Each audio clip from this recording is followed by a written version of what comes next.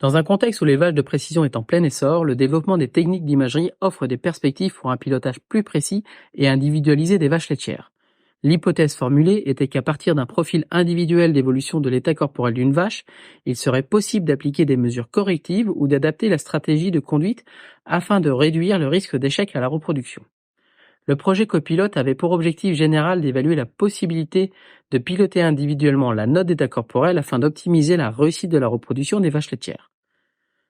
La faisabilité de ce suivi a été questionnée auprès d'éleveurs et de conseillers lors d'enquêtes et de focus group qui ont permis l'identification des motivations et des freins au pilotage individualisé de la NEC en élevage bovin laitier.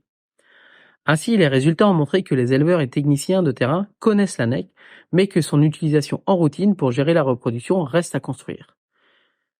Le pilotage individualisé de la NEC passe par l'identification précoce après vélage de profils d'évolution de NEC à risque pour la réussite de la reproduction.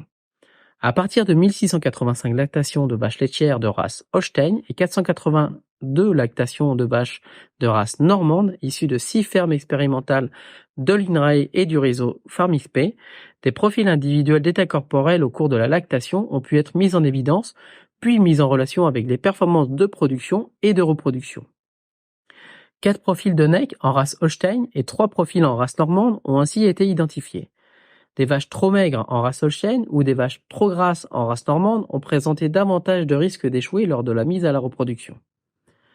Même si les différences ont été de faible ampleur entre les profils, confirmant que les échecs de reproduction sont d'origine multifactorielle, la NEC au vélage et son évolution ont influencé les performances de reproduction, mais sans expliquer l'intégralité des succès ou échecs de la reproduction.